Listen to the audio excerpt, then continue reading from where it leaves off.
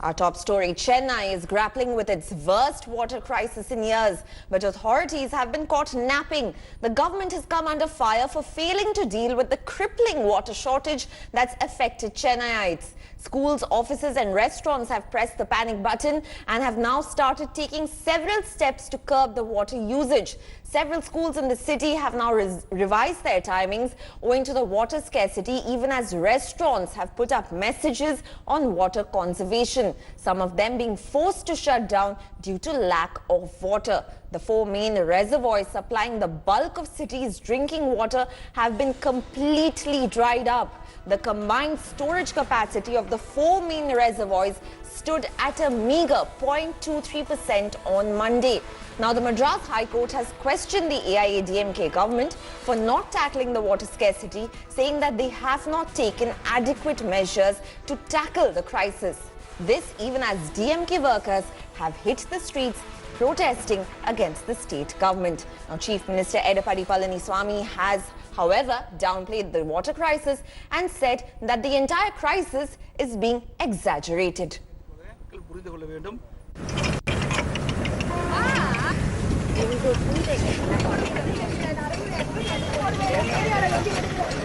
Chennai is grappling with an unprecedented water crisis.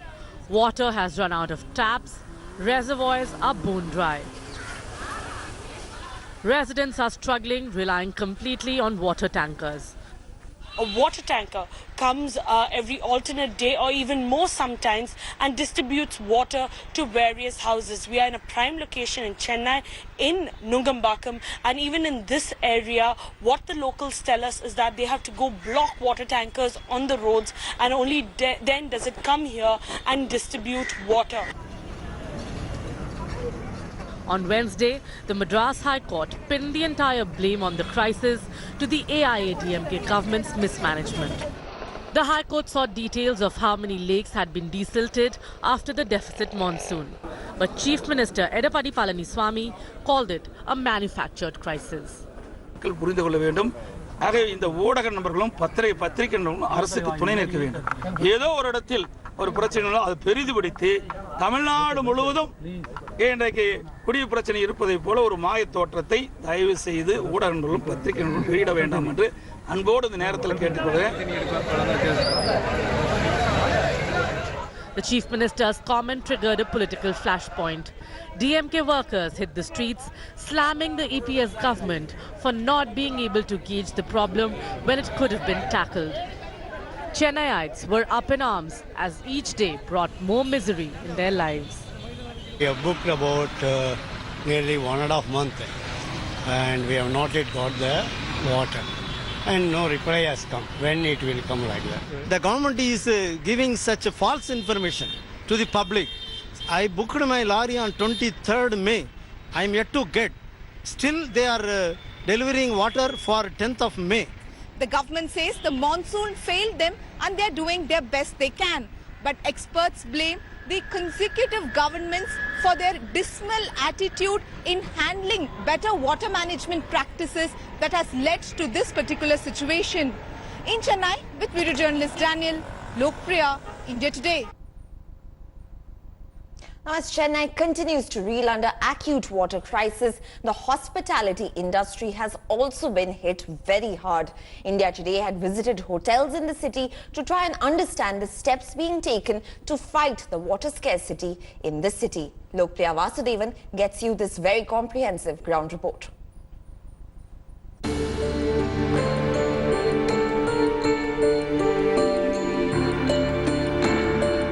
As the water crisis in Chennai hits the hospitality industry hard, many hotels and restaurants have put up boards seeking customers' cooperation in using water judiciously. This swanky hotel, located near the airport, has put posters and installed water meters. A personalized letter also greets guests in their room, detailing the crisis. Now, buying water, we felt, one, it's expensive. Number two, even the quality of water was not great. Even though we have a filtration plant and all that, we had to literally throw a lot of dust from that filtration plant because we saw everything was coming in and, getting filtered. As the crisis intensifies, hotels have resorted to rationing water. This hotel in central Chennai tells guests to be careful with water at the time of checking in. Our requirement is around 90,000 litres per day, and we get only on 70,000 litres. That also is very difficult. And we inform our customers. We have been telling all the customers, they are also aware of it, how to go easy on the water crisis. This hotel in Thainampet, with taps running dry, finger bowls are given to customers. குறிப்பாக வந்து லஞ்சில் வந்து மதிய உணவு தயார் பண்ணுறதுக்கு தான் நிறையா தண்ணி தேவைப்படுது. அதனால் அதுக்கு வந்து நல்ல தண்ணியாகவும் தேவைப்படுது. தண்ணி டேங்க் லாரி வந்து மஞ்சள் கலரில் வருது, ப்ரௌன் கலரில் வருது. இப்படி ஏகப்பட்ட பிரச்சனைகள் இருக்கிறதுனால சாப்பாடு ரன் பண்ணுறதுல எங்களுக்கு கொஞ்சம் கஷ்டம் இருக்குது. As on Monday, the combined storage capacity of the 4 main reservoirs stood at a meager 0.23%. But the state government is downplaying the issue. ஆனால் இந்த பிரச்சனையை வந்து பார்த்தீங்கன்னா இன்றைக்கு வேற மாதிரி வந்து இது இயற்கையான சூழ்நிலை. இன்றைக்கு மழை பெய்யாத போல இயற்கையான சூழ்நிலை. ஆனால் அந்த இயற்கையான சூழ்நிலை அரசாங்கம் வந்து இத்தனை திட்டங்கள் தினமும் பார்த்தீங்கன்னா சென்னைக்கு 7000 ட்ரிப்பு தான் கொடுத்துருக்கோம். இன்றைக்கு 9100 ட்ரிப்பு கொடுத்துருக்கோம். இன்னைக்கு இன்னும் வந்து இது 10,000 ட்ரிப்பா இன்னைக்கு கூடுதலாக இருக்கிறது கூட இன்னைக்கு இப்போ பேசிட்டோம். Water expenditure of the hotels have gone up by 25%. Even as government of Tamil Nadu says there is no water crisis, the reality is quite different. It is time the government wakes up and finds a lasting solution for this problem that happens year after year. In Chennai, with Shalini Lobo, Lokpriya, India Today. Now, it's not just residents, hotels and offices which are bearing the brunt of this water crisis. The Chennai Metro Rail services have also taken a hit. Take a look at how. Chennai is struggling to cope with massive water crunch. And it is not just the residents, hotels and offices which are hit badly. The Chennai Metro Rail service is also affected. The toilets in the Alandur and St. Thomas Mount metro stations are closed for 3 days due to lack of water. Today's stopgap arrangements have been made where water tankers did come and supply water. Now an underground station such as this in Chennai uses almost 9,000 litres of water per day. The elevated stations use around 3,000 litres of water per day. The entire metro line uses over 2 lakh litres of water per day.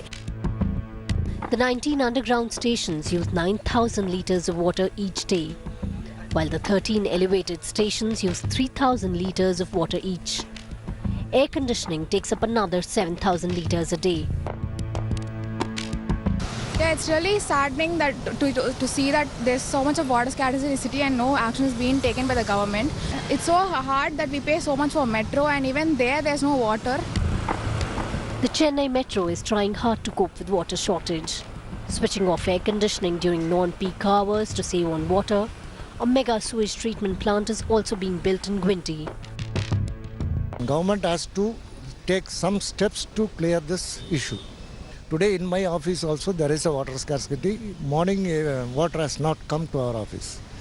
This is the problem everywhere in the Chennai. Now the Chennai Metro is tackling a water crisis just as the rest of the city, and they're trying to cope and find out new ways in which they can tackle the problem and look for a solution. With video journalist Divyan, Shalini Lobo in Chennai, India Today.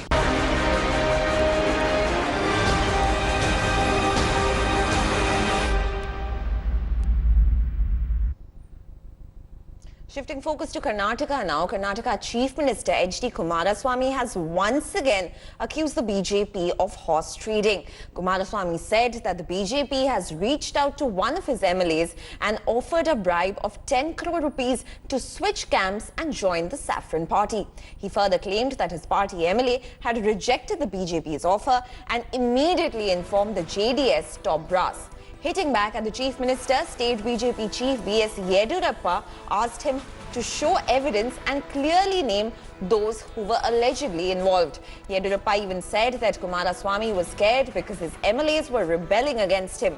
Now remember, Kumaraswamy has time and again claimed that the BJP is trying to poach Congress and JDS MLAs to make the government in the state collapse. The Congress-JDS government in the state is in power with a wafer-thin majority, and the BJP has a formidable 105 seats. Phone ಮಾಡ್ತಾರೆ, ಅಣ್ಣ ಇವತ್ತು ನನಗೆ ಈಗ ಅರ್ಧ ಗಂಟೆ ಹಿಂದೆ phone ಮಾಡಿ BJP ನಾಯಕರು ಇವತ್ತು ಸಾಯಂಕಾಲದೊಳಗೆ ಸರ್ಕಾರ ತೆಗಿತಾ ಇದ್ದೇವೆ, ಈಗಾಗಲೇ 10 ಜನ ಸೈನ್ ಹಾಕಿಬಿಟ್ಟಿದ್ದಾರೆ ಶಾಸಕರು ಕಾಂಗ್ರೆಸ್ನಿಂದ ಜೆಡಿಎಸ್ ಪಕ್ಷದಿಂದ, ನೀನು ನಾಳೆ ಬೆಳಗ್ಗೆ ನೀವು ಬರೋದಾದ್ರೆ 10 ಕೋಟಿ ರೂಪಾಯಿಗಳನ್ನ ನೀನು ಹೇಳಿದ ಜಾಗಕ್ಕೆ ಬೆಳಗ್ಗೆ ಕಳಿಸ್ಬಿಡ್ತೀವಿ, ನಮ್ಮ ಜೊತೆ ಬಂದು ಸೇರ್ಕೋಬೇಕು ಅಂತ ಹೇಳಿ ಫೋನ್ ಮಾಡ್ತಾ ಇದ್ದಾರೆ. ನನಗೆ ಗಾಬರಿಯಾಗಿ ನಿಮಗೆ ಫೋನ್ ಮಾಡ್ತಾ ಇದ್ದೇನೆ ಅಂತ ಹೇಳಿ ರಾತ್ರಿ 11 ಗಂಟೆಲಿ ಫೋನ್ ಮಾಡ್ತಾರೆ. ಇದು ನಿರಂತರವಾಗಿ ನಡೀತಾ ಇದೆ. ಹಣದ ತೈಲ ಇಟ್ಕೊಂಡು ಕೂತಿದ್ದಾರೆ ಈ ಸರ್ಕಾರ ತೆಗಿಬೇಕು ಅಂತ ಹೇಳಿ. Kumaraswamy very much disappointed, desperated. I want to ask a straight question to him. Who has offered the money? To whom? Being a Chief Minister of Karnataka, if he speaks like this, he will lose his credibility, and also let him mention the name Baba. And news from the centre now. The Modi government is steamrolling ahead with their One Nation, One Poll proposal. In a bid to build consensus on holding simultaneous polls, the Prime Minister had convened a meeting of presidents of all political parties, for which 40 were invited. Now 21 parties attended the meeting, while the Congress skipped the meeting. However, the divide in the UPA was out in the open, as Congress allies National Conference and the NCP chose to toe a different line, with Farooq Abdullah and Sharad Pawar attending the meeting. Now, Union Minister Nath, who was moderating the meeting, said that the left parties had raised questions about the feasibility of the idea, but did not oppose the move in principle. A committee will now be formed by the Narendra Modi-led government to prepare a roadmap for the One Nation, One Election proposal. ज्यादातर सदस्यों ने एक देश एक चुनाव के मुद्दे पर अपना समर्थन दिया है.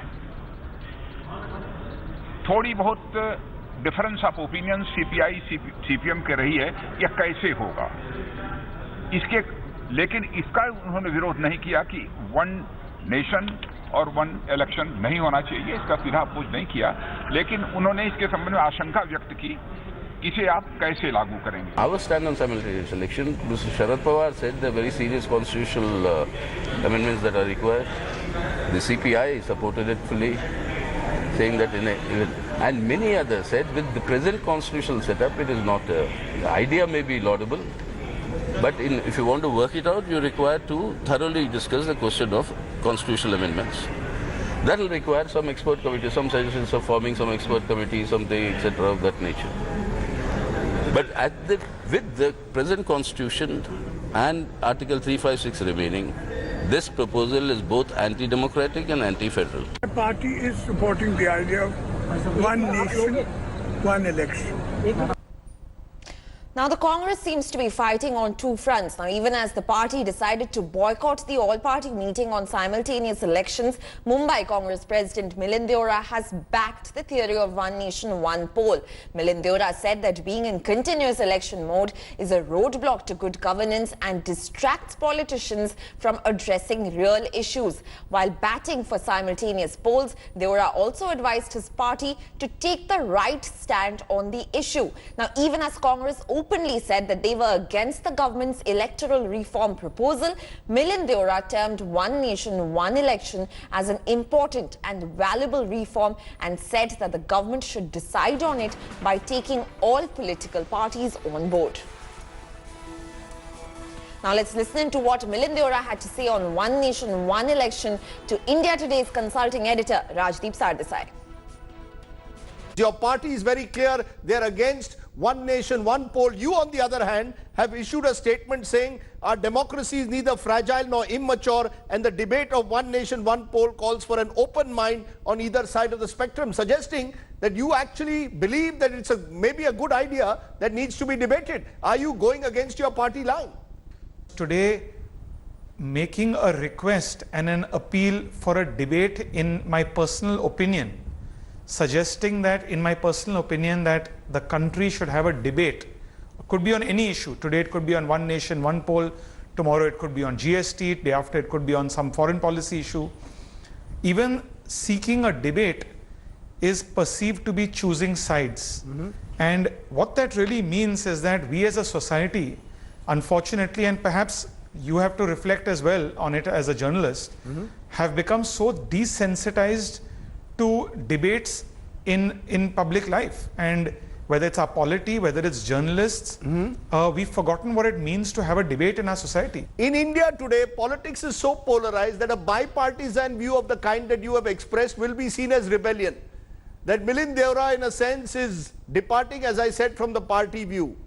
Are you, in a sense, taking your first steps towards moving away from the Congress, or are you genuinely trying to seek a bipartisan view to an issue that is polarizing public opinion? Do you believe India is ready, Indian politics is ready for this kind of bipartisanship that you are talking about, given the polarized nature of our politics, Modi versus Rahul Gandhi or Modi versus the rest? A quick answer. Rajdeep, I'm asking a different question. Is India not ready for a debate? Is my party running away from a debate? Is my party saying, no, how dare you debate this issue? We're debating it. We have an opinion. Your party did not we are even allowed go to to the express our all-party opinion. meeting. Your party did not even attend the meeting of the I've not said I'm for one nation, one poll. Your party did not even attend the meeting called by the whether we Prime address Minister. as I said, the onus is on the government. Rajdeep, again, the onus is on the government to come clean on its intentions for this issue, for this reform. It's a big reform. As I said, in theory, even you agreed with me, in theory it sounds good. But the government has to take the first step. Okay. If the government, for instance, on GST, if the government took the first step and said, we're reaching out to the opposition, we have a sincere intention, the opposition led by the Congress supported GST. We allowed it to be implemented. We allowed it to be passed in Parliament. We allowed a constitutional amendment to happen. So I'm sure the opposition will walk the extra mile. But the government has to come clean on its intention. In theory, I continue to believe there should be stability in our country. So please don't speculate and bring about conjecture. Is this your first step to leave the party and things like that? I feel sad that as a country, we've become so desensitized to even having debates that when somebody calls for a debate, regardless of his or her opinion or regardless of which side of the spectrum you're on, that is being perceived as someone having an anti-party view.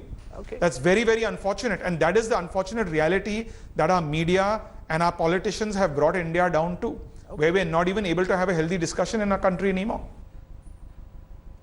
And President Nath will address a joint sitting of Rajya Sabha and Lok Sabha at 11 a.m. President Kovind will highlight Modi government's action plan, and his speech will give a clear indication about the government agenda for the next 5 years. In this session, the Modi government will present the union budget on July 5th. Several important bills are also pending before the House. Some of these bills, which have been approved by the cabinet to be tabled in Parliament, are the bills against triple talaq, bill on the use of Aadhaar numbers as identity proof, medical council bill to bring more transparency in governance of medical education.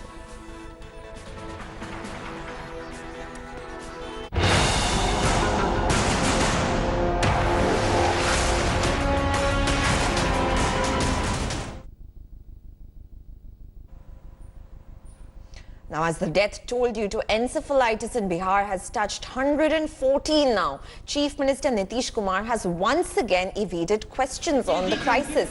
Nitish, who was in Delhi to attend the all-party meeting on One Nation, One Poll, evaded media questions and refused to give any answers on whether his government was caught unaware during the encephalitis outbreak. Now, not just Nitish Kumar, his deputy, Sushil Modi, who's also from the BJP, also appeared to be unfazed about the deaths of 114 children. He dodged questions and chose to remain silent despite numerous questions being fired at him by reporters on the steps taken by his government to curb this outbreak. Now let's listen to what Health Minister Harshvardhan had to say on the crisis in Bihar. You're seeing what's happening in Bihar. The death toll is 114 officially. It could be even higher. Isn't this a shame and a shocking indictment of the public health system in Bihar and, dare I say, across this country today? And the ministers don't answer questions? I would love to say that certainly there is a need for a lot of improvement in the health systems of the country.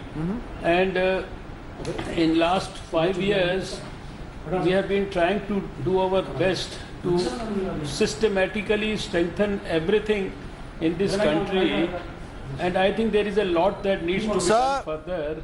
We question Nitish Kumar, he stays silent. We question Sushil Modi, he stays silent. In 2013 in Bihar, encephalitis deaths 143, 2014 355, 2015 90, 2016 102, 2017 54, 2018 came down to 33, now it's back to 120.